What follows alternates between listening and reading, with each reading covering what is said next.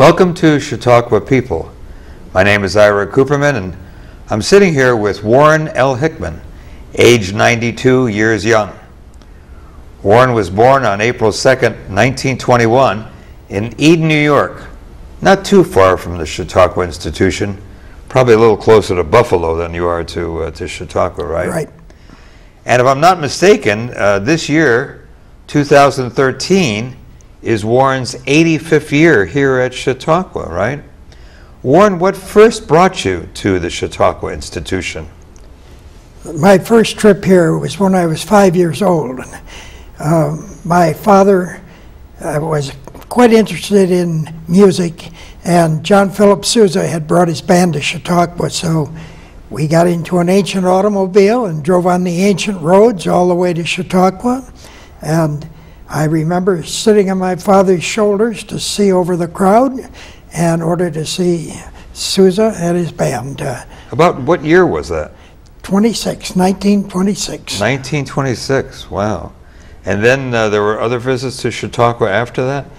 Yes, short visits until 1931, and after that we began coming for a longer time, and by 1933 we were coming for the season. For the entire season? Right.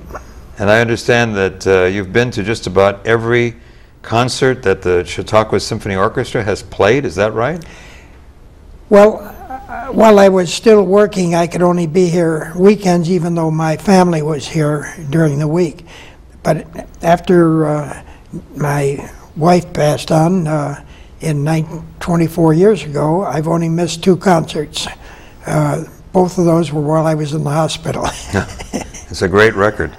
Now, when you came here early as a young man, what sort of organizations were you a member of at Chautauqua?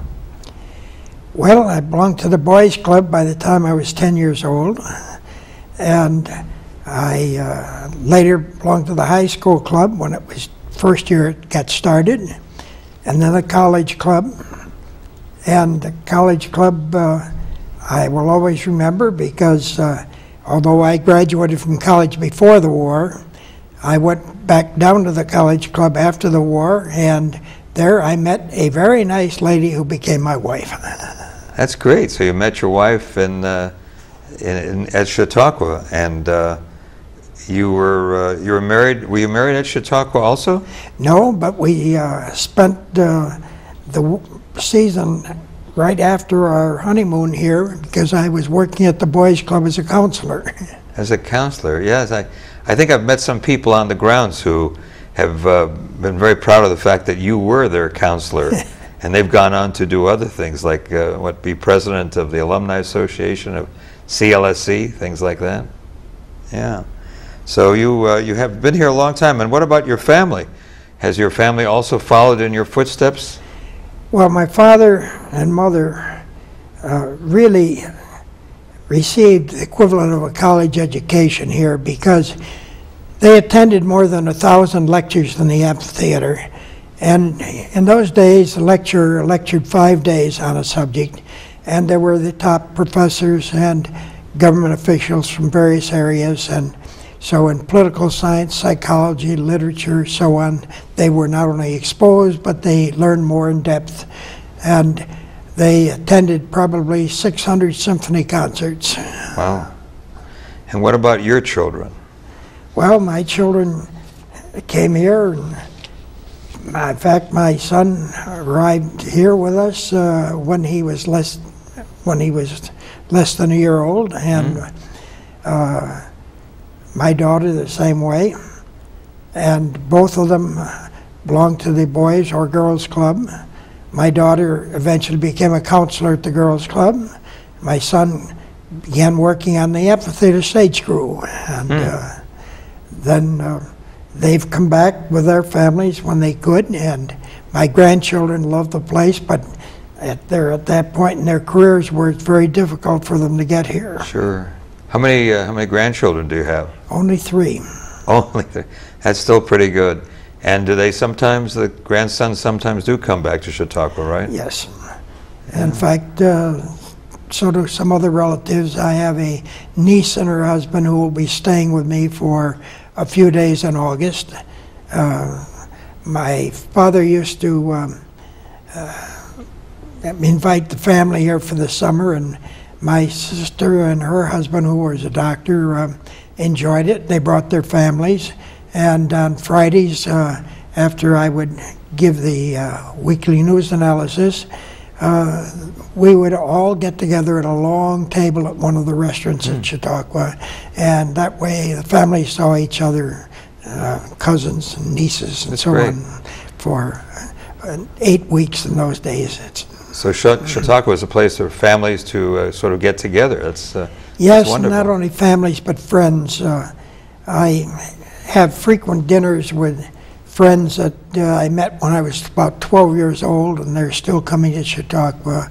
They now live in Florida and Arizona, Alabama, California, and the only time I ever see them is when I come to Chautauqua. Right. It's great to have Chautauqua friends, isn't it?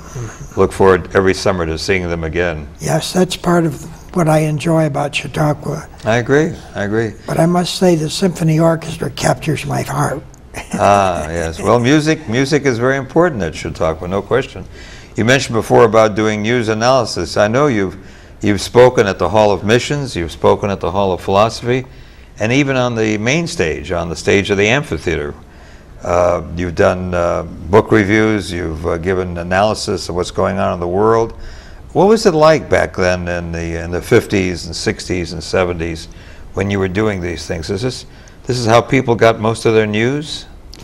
Well, very few people had television sets at Chautauqua. And even if they did, they were doing other things. In Chautauqua, it's difficult to just sit around in front of a television set. And I know the president at that time was concerned that everybody could find news someplace else, that perhaps we didn't need a news analysis, but there was still a clamor for it, and so it went on for several years. It always followed the Friday lecture in the amphitheater. I see. And you've done some kind of famous news analysis or famous lectures. I know that once you substituted for somebody kind of famous on ABC TV News. Is that right? Yeah, it was Sam Donaldson and Ted Couple were to give a series, Sam, for 2 days, and he called in on Thursday of the week before he was to arrive. He was to be the Monday, Tuesday lecture, and said that ABC had said he had to be at the Democratic Convention, and they asked me if I could come in and substitute for him. Kind of a rush job because I got word about 4 o'clock on Thursday afternoon to speak on Monday and Tuesday. I don't know why ABC thought that the Democratic National Convention was more important than speaking at Chautauqua. Gee. But I'm sure you did fine. I'm sure you did fine. And what were some of your favorite things back then that you were very active, I know, at Chautauqua in the 50s, 60s, and 70s. What were some of the things you liked to do the most at Chautauqua? Well, I loved to play golf, but I must say that people watching me wondered, what's that guy doing, the spring plowing? I was a lousy golfer, but I had fun at it. I liked to sail, and when I had a busy week and came up here on a weekend to meet the family, I always liked to get in a boat and go out and troll for muskies.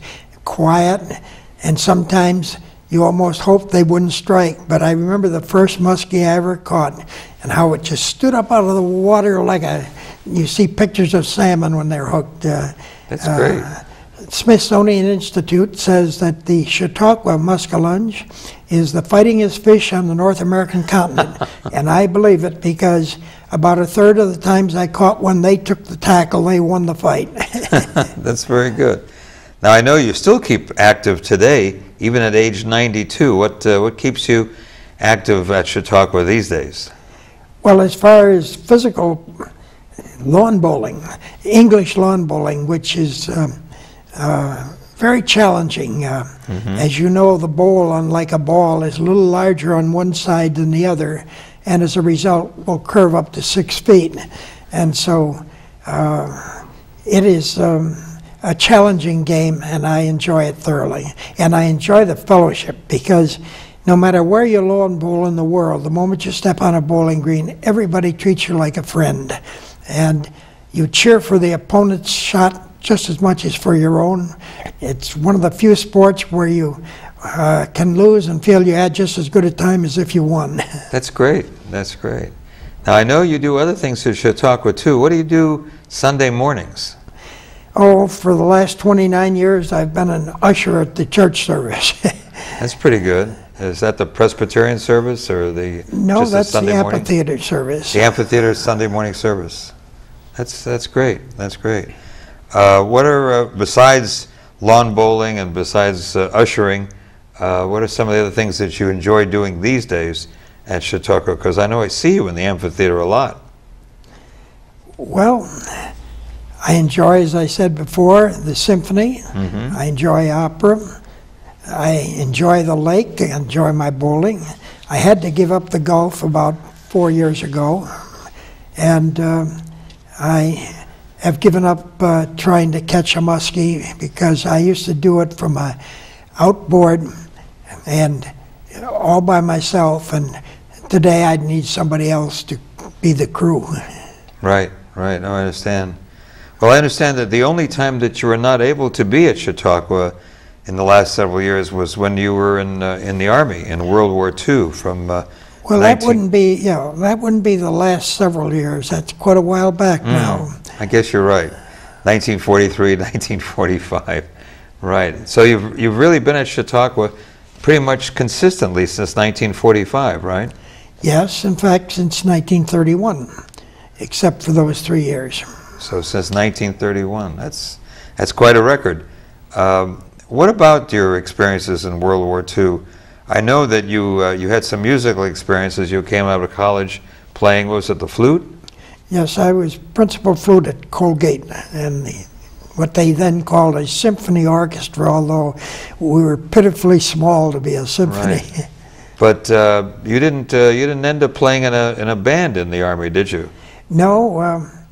I had some interesting experience in that I'd been a undefeated lightweight boxing A boxer at Colgate, and when I arrived at Fort Niagara, somehow they got the records and they wanted me to stay there for the duration on a boxing team, and in those days, and it's hard to explain today, but in those days most of us were gung-ho to get into the Army, and we enlisted and were chomping at the bit, and I said no, and I went on to Fort Bragg for basic training, and there at the end of training they somehow or other found out I'd played the flute and wanted me to stay in the ceremonial band, but they had to explain again that I wanted to get overseas. I was anxious to get into combat at that time. So did you finally get over to Europe? Did you finally get overseas?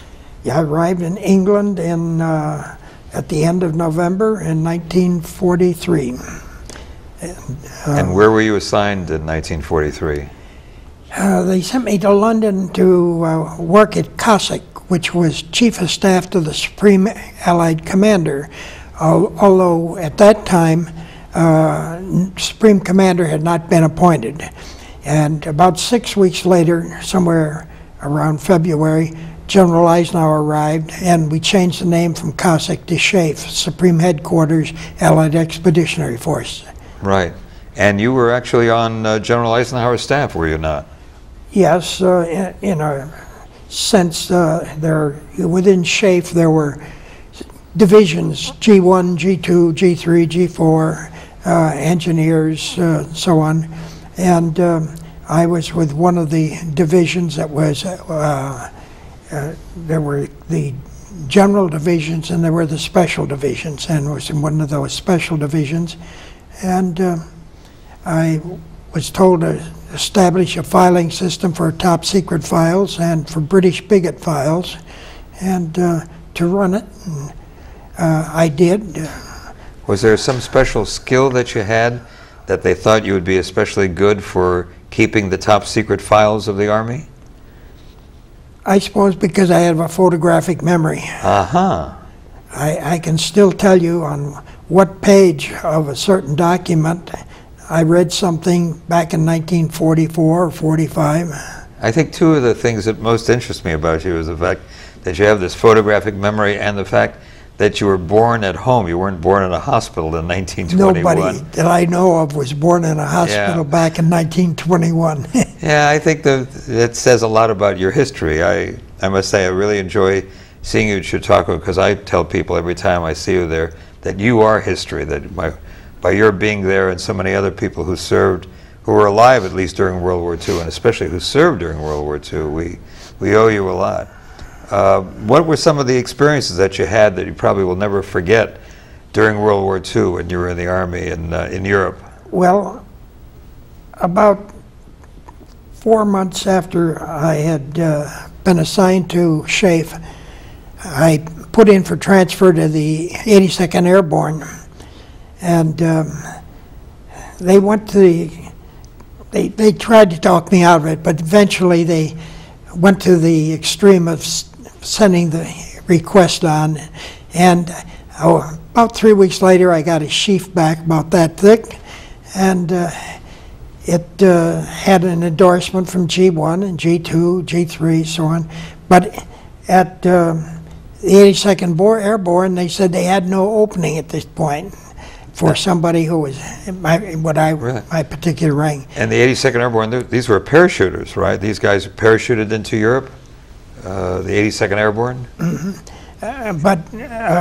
But did you? I went in to see the executive officer and said, right. Can you put this through a second time? I didn't ask to get transferred in rank, and I've got to go to jump school here in England. Right. And time's running out because I knew where and when the invasion was coming off. And so he finally said, well, Warren, we thought this would satisfy you, but you can never be sent where you could become a prisoner of war.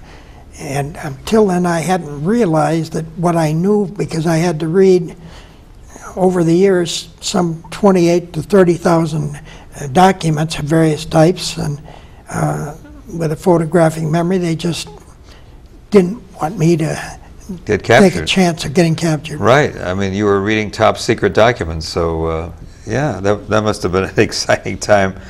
Well, you finally did get out of the Army, and you ended up going back to your academic career. You had gotten a bachelor's degree from Colgate, and you had done graduate work and got a master's degree from Columbia University. And then you, after World War II, you decided to stay in Europe and go to the University of Geneva in Switzerland. No, I come back, met my wife, and then decided to accept a fellowship to the Graduate Institute of International Studies at the University of Geneva in Switzerland. And it was a very interesting experience because that particular institute trains diplomats from countries around the world. And so every seminar meant that you were going to hear somebody from a different country who was either already a diplomat or was getting ready to be one. Mm-hmm. And you earned a doctorate in political science, is that right? Well, that's what they call it, Doctor Sciences Politique, with a major in international relations. International relations, very good. And then when you came back after you received your doctorate, where did you start your academic career as a professor?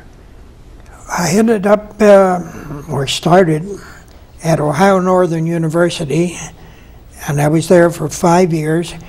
But the second year I was there, I had been chairing the economics department, and second year the dean of the university, which is the equivalent of a provost, he had the 4 academic deans, law, engineering, pharmacy, and liberal arts, reporting to him, died. But while he was in the hospital, before he died, he told the president and chairman of the board that this young upstart should become the new provost. So wow. I ended up dean of the university for 3 years before I took the opportunity to come to Ithaca College, which got me closer to my family and my wife's family. She was from Pittsburgh, and we got back to the Finger Lakes region, and I was there for 9 years, and then eventually went to Syracuse University, Maxwell Graduate School, to co-chair a doctoral program, and from there to a new college that was getting started, Eisenhower College, as vice president for academic affairs. But I always insisted that the registrar lists me for one course, and I always taught a course, either in American diplomatic history or a course I called War and Crises, a full-year course on the 2 world wars. Yeah, and War and Crisis is also the title of your new book. War and Crisis is quite a book. That it's actually 2 volumes, and its title is War and Crisis, 1914 and 1948.